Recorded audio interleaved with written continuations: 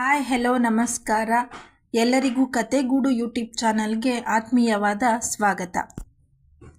ಯಾರೆಲ್ಲ ಇನ್ನೂ ನಮ್ಮ ಚಾನಲ್ನ ಸಬ್ಸ್ಕ್ರೈಬ್ ಮಾಡದೆ ನೋಡ್ತಾ ಇದ್ದೀರಾ, ದಯವಿಟ್ಟು ಸಬ್ಸ್ಕ್ರೈಬ್ ಮಾಡಿ. ಕತೆ ಇಷ್ಟ ಆದಲ್ಲಿ ಲೈಕ್ ಮಾಡಿ, ಕಮೆಂಟ್ ಮಾಡಿ, ಶೇರ್ ಮಾಡಿ, ಸಪೋರ್ಟ್ ಮಾಡಿ.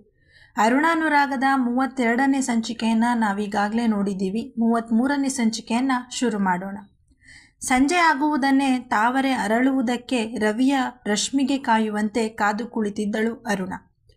ಬೆಳಗ್ಗೆ ನಡೆದ ಯಾವುದೇ ಘಟನೆ ಸೂರ್ಯನಿಗೆ ತಿಳಿಸಕೂಡದು ಎಂದು ಮನಸ್ಸಲ್ಲೇ ಗಟ್ಟಿ ನಿರ್ಧಾರ ಮಾಡಿ ಪೂಜಾ ಬಳಿ ಬಂದು, ಆಫೀಸ್ ಮುಗಿಸ್ಕೊಂಡು ನಾನು ಸೂರ್ಯನ ಭೇಟಿ ಮಾಡೋಕ್ಕೆ ಹೋಗ್ತಾ ಇದ್ದೀನಿ, ಬರ್ತೀಯ ನೀನು?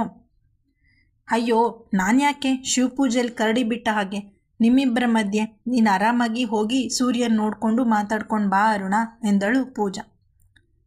ನೀನು ಬಂದಿದ್ರೆ ಚೆನ್ನಾಗಿರೋದು. ನಂಗೆ ಅವ್ರ ಮುಖ ನೋಡಿದ ತಕ್ಷಣ ಮಾತುಗಳೆಲ್ಲ ನಾಮುಂದು ತಾಮುಂದು ಅಂತ ಗಂಟ್ಲಲ್ಲೇ ಆತ್ಮಹತ್ಯೆ ಮಾಡ್ಕೊಂಡು ಬಿಡ್ತಾವೆ ಕಣೆ. ಎಲ್ಲರ ಹತ್ರ ಸರಾಗವಾಗಿ ಮಾತಾಡೋ ನಾನು ಸೂರ್ಯನೆದುರು ಅಕ್ಷರ ಸಹ ಮೂಕೆಯಾಗಿಬಿಡ್ತೀನಿ. ಅವನನ್ನು ನೋಡ್ತಾ ನೋಡ್ತಾ ಅವನ ಕಣ್ಣಲ್ಲೇ ಕಳೆದು ಹೋಗೋ ಭಯ ನನಗೆ. ಪೂಜಾ ಪ್ಲೀಸ್ ನೀನು ಬಾ. ಅದಾಗಲ್ಲ ಅರುಣ, ಆಫೀಸ್ನಲ್ಲಿ ಇಷ್ಟು ಗಲಾಟೆ ಆಗಿದೆ, ನಾವಿಬ್ಬರೂ ಇಲ್ಲ ಅಂದರೆ ಸರಿ ಹೋಗಲ್ಲ. ನಾನಿನ್ನೂ ಸ್ವಲ್ಪ ಹೊತ್ತು ಇಲ್ಲೇ ಇರಬೇಕು. ಪೊಲೀಸ್ನವ್ರಿಗೆ ಬೇಕಾದ ಮಾಹಿತಿ ಕೊಡೋಕ್ಕೆ ಒಬ್ರು ಇರಬೇಕಲ್ವಾ? ನಾನು ರಾಜೇಶ್ ಇಲ್ಲಿ ಇರ್ತೀವಿ. ನೀನು ಸೂರ್ಯನ ಭೇಟಿ ಮಾಡಿ ಸಾಧ್ಯ ಆದರೆ ಇಲ್ಲಿ ಆಗಿರೋ ಘಟನೆ ಬಗ್ಗೆ ಅವನ ಹತ್ರ ಮಾತಾಡು. ಮುಂದೆ ಯಾವ ತೊಂದರೆ ಬಾರ್ದ ಹಾಗೆ ಸೂರ್ಯ ನೋಡ್ಕೋತಾನೆ, ಏನಂತ್ಯ? ಆಯಿತು ಪೂಜಾ, ನೋಡ್ತೀನಿ. ಅವರಿಂದ ವಿಷಯ ಮುಚ್ಚಿಡೋದು ನನ್ನ ಉದ್ದೇಶ ಅಲ್ಲ. ಅವರೇನೋ ಎಲ್ಲರನ್ನೂ ಎದುರಿಸ್ತಾರೆ ಸರಿ, ಆದರೆ ನಮ್ಮ ಸ್ವಾರ್ಥಕ್ಕೆ ಅವರಿಗೇನಾದರೂ ಅಪಾಯ ಆದರೆ ಅನ್ನೋದೇ ಭಯ ನನಗೆ. ಏನಾಗಲ್ಲ, ಈ ಗಲಾಟೆ ಅದು ಇದು ಎಲ್ಲ ಮರೆತು 1 ಗಂಟೆ ನಿನಗಾಗಿ ನಿಮ್ಮಿಬ್ಬರಾಗಿ ಕಾಲ ಕಳೀರಿ, ಗೊತ್ತಾಯ್ತಾ? ಅಲ್ಲೋದ್ಮೇಲೆ ಆಫೀಸ್ ಟೆನ್ಷನ್ ಎಲ್ಲ ಗಾಳೀಲಿ ಹಾರಿಬಿಟ್ಟು ನಿನ್ನ ಮನಸ್ಸಲ್ಲಿ ಇರೋದನ್ನು ಒಳ್ಳೆ ಸಮಯ ನೋಡಿಕೊಂಡು ಸೂರ್ಯನ ಹತ್ರ ಹೇಳಿಬಿಡು. ನಾನು ನಿನ್ನ ಹತ್ರ ಏನೂ ಹೇಳ್ದೇನೆ ನನ್ನ ಮನಸ್ಸಲ್ಲಿರೋದು ನಿಂಗೆ ಹೇಗೆ ಗೊತ್ತಾಗ್ತಿದೆ ಪೂಜಾ? ನಾನು ನಿನ್ನ ಹತ್ರ ಈ ವಿಷಯ ಹೇಗೆ ಹೇಳೋದು ಅಂತ ಒದ್ದಾಡ್ತಿದ್ದೆ. ಆದರೆ ನಂಗೆ ನೀನು ಕಷ್ಟನೇ ಕೊಡಲಿಲ್ಲ. ಒಳ್ಳೆ ಪುಸ್ತಕದ ಥರ ನನ್ನ ಮನಸ್ಸನ್ನು ಓದ್ಬಿಟ್ಟೆ. ಅದಕ್ಕೆ ನಿನ್ನ ಬೆಸ್ಟಿ ಅಂತ ಕರೆಯೋದು. ಹೇಳ್ದೇನೆ ಮನಸ್ಸಿನ ಭಾವನೆಗಳನ್ನು ಅರ್ಥ ಮಾಡ್ಕೊಳ್ಳೋಳು ನೀನು. ನನ್ನ ಫ್ರೆಂಡ್ ಆಗಿದ್ದು ನನ್ನ 7 ಜನ್ಮದ ಪುಣ್ಯ ಕಣೆ. ಹಲೋ ಮೇಡಮ್, ನಿಮ್ಮ ಪ್ರಿಯತಮ ಕಾಯ್ತಾ ಇರ್ತಾರೆ, ಹೋಗಲ್ವಾ? ಲೇಟ್ ಆಗಲ್ವಾ? ಸುಮ್ಮನೆ ನನ್ನ ಹತ್ರ ಮೊಳೆ ಹೊಡ್ಕೊಂಡು ನಿಂತಿರ್ತೀಯ ಹೇಗೆ? ಫ್ರೆಂಡ್ ಅಂದರೆ ಹಾಗೆ ಅರುಣ. ಹೇಳ್ದೇ ಇದ್ದರೂ ಅವ್ರ ಕಣ್ಣಲ್ಲಿ ಆಗೋ ಮಿಂಚಿನ ಸಂಚಾರನೇ ಸಾಕು ನಿಮ್ಮಿಬ್ಬರ ಮಧ್ಯೆ ಬೆಟ್ಟದಷ್ಟು ಪ್ರೀತಿ ಇದೆ ಅಂತ ಹೇಳೋಕ್ಕೆ. ಸರಿ, ನೀನಿನ್ನು ಹೊರಡು. ಆಮೇಲೆ SI ಬಂದರೆ ಯಾರನ್ನೂ ಹೊರಗೆ ಹೋಗೋಕ್ಕೆ ಬಿಡಲ್ಲ, ಗೊತ್ತಾಯ್ತಾ? ಜೋಪಾನ. ಗಾಡಿ ಬೇಕಾ? ಬೇಡ, ಆಟೋದಲ್ಲಿ ಹೋಗ್ತೀನಿ. ಸರಿ ಬಾಯ್, ಬೇಗ ಹೋಗಿ ಹುಷಾರಾಗಿ ಬಾ, ಗೊತ್ತಾಯ್ತಾ? ಹಾಂ ಬಾಯ್ ಡಿಯರ್ ಎನ್ನುತ್ತಾ ಸುತ್ತ ಪೊಲೀಸ್ ಇಲ್ಲದನ್ನು ಗಮನಿಸಿ ಆಫೀಸ್ನಿಂದ ಹೊರಬಿದ್ದಳು ಅರುಣ. ಅಲ್ಲೇ ಆಫೀಸಿನ ಎದುರಿನ ಪುಟ್ಟ ಅಂಗಡಿಯಲ್ಲಿ ಇವಳು ಹೊರಬರುವುದನ್ನೇ ಕಾಯ್ತಾ ಕೂತಿದ್ದ ರೌಡಿ ಕಡೆಯ ಹುಡುಗ ತಡ ಮಾಡದೆ ರೌಡಿಗಳಿಗೆ ಫೋನ್ ಹಾಯಿಸಿ ವಿಷಯ ಮುಟ್ಟಿಸಿ ಅರುಣಾಳನ್ನು ಫಾಲೋ ಮಾಡಲು ಶುರು ಮಾಡಿದ. ರೋಡಿಗೆ ಬಂದು ಆಟೋ ಏರಿ ಸೂರ್ಯನ ನಂಬರ್ಗೆ ಕಾಲ್ ಮಾಡಿ, ಸೂರ್ಯ ಎಲ್ಲಿದ್ದೀರಾ ಅಂದಳು. ನಾನಿಲ್ಲೇ ಇದ್ದೀನಿ ನಮ್ಮೋರೆ, ನೀವೆಲ್ಲಿದ್ದೀರಾ? ಆಫೀಸ್ ಹತ್ರ ಬರಲಾ? ಆಫೀಸ್ ಹತ್ರ ಬಂದರೆ ಗಲಾಟೆ ವಿಷಯ ಗೊತ್ತಾಗತ್ತೆ ಅಂತ ಹೆದರಿ, ಬೇಡ, ನಮ್ಮ ಮಾಮೂಲಿ ಪಾನಿಪುರಿ ಸ್ಟ್ರೀಟ್ ಇದೆಯಲ್ಲ, ಅಲ್ಲಿಗೆ ಬನ್ನಿ. ನಾನು ಆನ್ ದಿ ವೇ ಇದ್ದೀನಿ, ಇನ್ನು 5 ಮಿನಿಟ್ನಲ್ಲಿ ಅಲ್ಲಿಗೆ ರೀಚ್ ಆಗ್ತೀನಿ ಎಂದಳು ಅರುಣ. ರೀ ನಮ್ಮೋರೆ, ಜೋಪಾನ, ಏನೂ ತೊಂದರೆ ಇಲ್ಲ ತಾನೇ ಎಂದು ಪದೇ ಪದೇ ಕೇಳುತ್ತಿದ್ದ ಸೂರ್ಯನ ಮಾತಿಗೆ ಅಚ್ಚರಿಗೊಂಡಳು. ವಿಷಯ ಏನಾದರೂ ಗೊತ್ತಾಯ್ತಾ ಎಂದು. ಏನಿಲ್ಲ, ಬೇಗ ಬನ್ನಿ ಎನ್ನುತ್ತಾ ಫೋನ್ ಕಟ್ ಮಾಡಿ ಸೂರ್ಯನ ಬರುವಿಕೆಯ ನಿರೀಕ್ಷೆಯಲ್ಲಿ ಉತ್ಸುಕಳಾಗಿದ್ದಳು, ಮುಂಬರುವ ಅಪಾಯದ ಅರಿವೆಯೇ ಇಲ್ಲದೆ. ಆಟೋ ಜನದಟ್ಟಣೆಯಲ್ಲಿ ನಿಧಾನವಾಗಿ ಸಾಗಿತ್ತು. ದಾರಿ ಮಾಡಿಕೊಳ್ಳುತ್ತಾ ಯಾವಾಗಲೂ ತುಂಬ ಜನ ಸೇರಿರುವ ಜಾಗ ಜನಗಳಿಂದ ಗಿಜಿಗಿಜಿ ಎನ್ನುತ್ತಿತ್ತು. ಎಂದಿನಂತೆ ಪಾನಿಪುರಿ ಮುಂತಾದ ತರಹೇವಾರಿ ತಿನಿಸುಗಳ ಘಮ ಎಂಥವರನ್ನು ಒಮ್ಮೆ ಸ್ಟ್ರೀಟ್ ಒಳಗೆ ಬಂದು ಹೋಗುವಂತೆ ಮಾಡುತ್ತಿತ್ತು.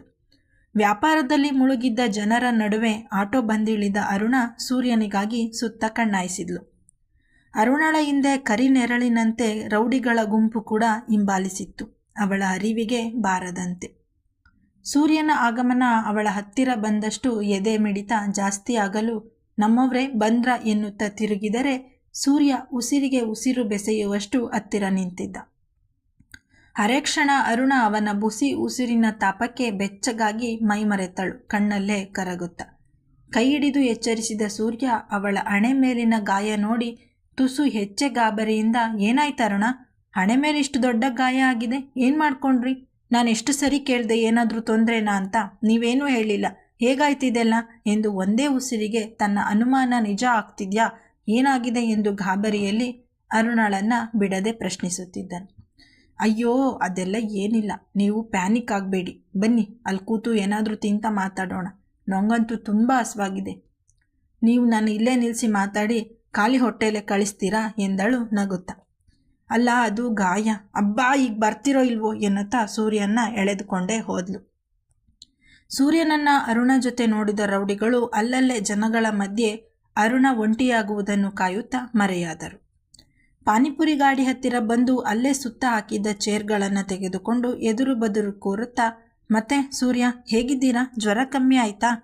ನಿಂಗೆ ಜ್ವರ ಬಂದಿದೆ ಅನ್ನೋದನ್ನು ನಂಬಕ್ಕೆ ಆಗ್ತಿಲ್ಲಪ್ಪ, ಯಾಕಂದರೆ ಜ್ವರಕ್ಕೆ ಜ್ವರ ಬರ್ಸೋ ನೀನು ಎನ್ನುತ್ತಾ ನಕ್ಕಳು.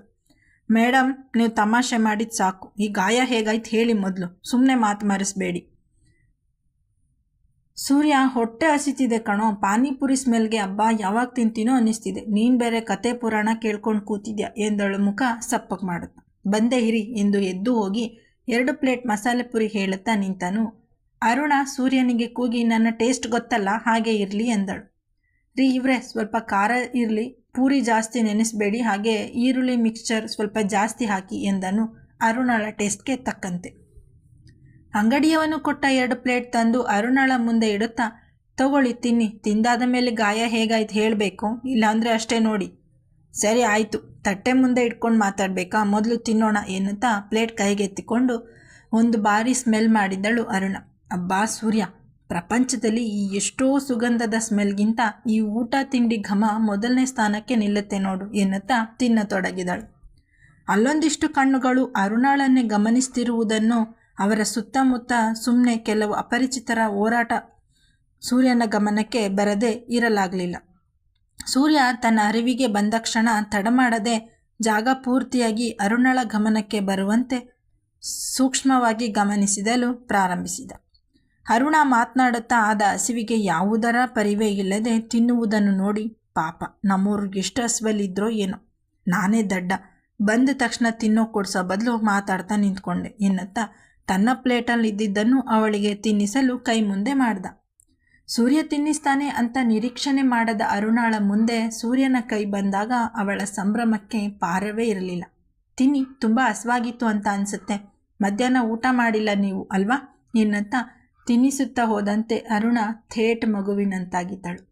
ತಾಯಿಯ ಕೈತುತ್ತನ್ನು ಮಗು ತಿನ್ನುವ ಹಾಗೆ ಸೂರ್ಯ ತಿನ್ನಿಸುವುದನ್ನು ನೋಡುತ್ತಾ ಕಣ್ತುಂಬಿಕೊಂಡಳು.